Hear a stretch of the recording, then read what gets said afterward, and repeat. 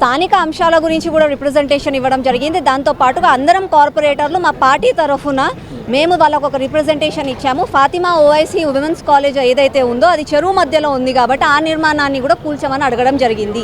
ఎందుకు అనంటే ఏ ప్రభుత్వం అయితే కాంగ్రెస్ ప్రభుత్వం ఎప్పుడు కూడా ఎంఐఎంకి దోస్తీ అన్నది అది కామన్గా తెలిసిపోతుంది. ఒకవేళ వాళ్ళు నిజంగా హైడ్రా అన్నది ప్రజల మంచి కోసము, రేపు రాబోయే తరాల మంచి కోసము, మంచినీటిని కాపాడుతామని ఏదైతే వాళ్ళు చెప్తున్నారో అది నిజమే అయితే అది డ్రామా కాదు, అది నిజంగా కూడా ఒక చిత్తశుద్ధితో మేము పనిచేయాలి అని అనుకుంటున్నాము అని అంటే ఓవైసీ కాలేజ్ పైన ఏదన్నా యాక్షన్ తీసుకుంటేనే కామన్ పబ్లిక్ ఒక నమ్మకం కలుగుతుంది. లేకపోతే కేవలం రేవంత్ రెడ్డి గారు ఏదో ఒక ఇగో ఫైట్ కోసం అని చెప్పి అతని పైన ఏదో కేసులు ఉన్నాయి కాబట్టి కేసీఆర్ వాళ్ళపైన కేసులు పెట్టాలని చెప్పి ఇదేదో డ్రామా క్రియేట్ చేసి దానికి తోడుగా రాష్ట్రంలో ఉన్న వేరే ప్రాబ్లమ్స్ అన్నిటినీ డైవర్ట్ చేయడానికి హైడ్రా అన్న పేరుతో ఒక డ్రామా చేస్తున్నట్టుగా అనిపిస్తుంది. కాబట్టి దాన్ని క్లియర్గా ఉండాలి అని అంటే ఓవైసీ కాలేజ్ పైన ఒక యాక్షన్ తీసుకోండి అని చెప్పడం జరిగింది.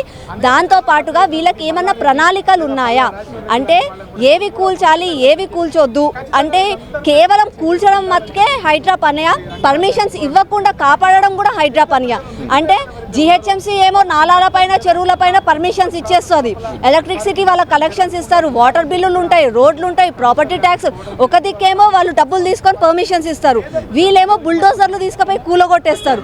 అంటే వాళ్ళల్లోనే కోఆర్డినేషన్ లేదా, లేదంటే కలిసి పనిచేయాలనుకుంటున్నారా? నిజంగా హైదరాబాద్ని కాపాడాలనే హైడ్రా వచ్చిందా లేదంటే డ్రామా క్రియేట్ చేయడానికి హైడ్రా వచ్చిందా అన్న క్లారిటీ వాళ్ళు అడగడం జరిగింది. అక్బరుద్దీన్ ఓవైసీ నిన్న మాట్లాడుతూ నా ప్రాణాలైనా తీయండి కానీ నా కాలేజీని కూల్చొద్దు, ఎంతోమంది పేద విద్యార్థులు అక్కడ చదివిస్తున్నాం, ఇలాంటి సందర్భంలో హైడ్రా దాని జోలికి వెళ్ళొద్దు అని కూడా మాట్లాడారు. అలా అంటే ఈరోజు మల్లారెడ్డివి కొన్ని కాలేజీలు ఉన్నాయి, అన్నీ కూడా కమర్షియల్ కాలేజీలే.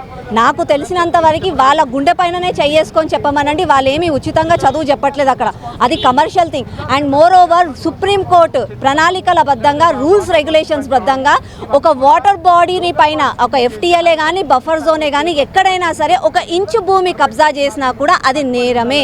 మీరు ఏదో కేవలం కొంతమంది కోసమో మీ కుటుంబం కోసమో కాదు చేయాల్సింది, మీరు దేశ భవిష్యత్తుని ఖరాబ్ చేస్తున్నారు, రేపు రాబోయే తరాలను ఖరాబ్ చేస్తున్నారు అంటే ఇది దేశద్రోహం కింద లెక్కొస్తుంది. కాబట్టి ఓవైసీ గారు ఎమోషనల్గా మాట్లాడడం కాదు, మీరు చేసిన తప్పుని ఒప్పుకొని ఇప్పటికైనా సరే అక్కడి నుంచి ఖాళీ చేసి నిజంగా మీకు పిల్లల పైన ప్రేమ ఉంటే ఆ పిల్లలని బఫర్ జోన్లో ఎఫ్టీఎల్లలో చదివించడం కాకుండా మీకు ఎన్నో భూములు ఉన్నాయి, ఎన్నో ప్రాపర్టీస్ ఉన్నాయి, అందులో వెళ్ళి చదివించండి. ఓవైసీ గారికి గుట్టపైన పెద్ద ప్యాలెసే ఉంది, ఆ ప్యాలెస్ని కాలేజ్ లాగా మార్చుకోండి. నిజంగా కూడా మంచి కావాలి హైదరాబాద్ నగరము అని అనుకుంటే దాన్ని మంచిగా చేయండి, అంతేకాని ధమ్కీలు ఇచ్చి పిల్లలను రెచ్చగొడితే కాదు.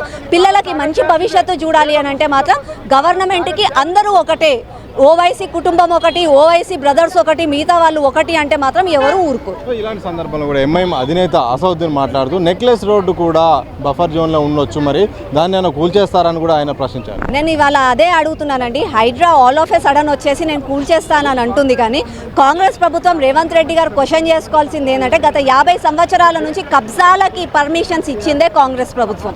ఆ రోజు ఫామ్ హౌస్లు గండిపేటలో కట్టుకోవాలని చెప్పిందే కాంగ్రెస్ ప్రభుత్వం. ఇన్ని కబ్జాలు చేసిన తర్వాత ఎలా అయిపోయిందంటే పుండున్నప్పుడు కాపాడలేదు కానీ ఇవాళ వచ్చి కాళ్ళు కట్ చేస్తాను అని అంటే ఎక్కడ అవుతుందండి? ఫస్ట్ ఆఫ్ ఆల్ చిత్తశుద్ధి ఉన్న రేవంత్ రెడ్డి గారు ఇప్పటికైనా అయిపోయింది సరే, ఇప్పుడు కాకుండా చూసుకుంటే బాగుంటుంది. ఒక ప్రాపర్ ప్రణాళికతోటి దట్టు ఒక పబ్లిక్ డొమైన్లో పెట్టి ప్రజలకి కన్ఫ్యూజన్ లేకుండా భయం లేకుండా ప్రజాపాలన చేస్తే బాగుంటుంది. నాకు తెలిసినంత వరకు రేవంత్ రెడ్డి గారు మన రాష్ట్రంలో ఉన్న ప్రాబ్లమ్స్ అన్నిటినీ డైవర్ట్ చేయడానికి హైడ్రా అని చెప్పి తీసుకొచ్చారు.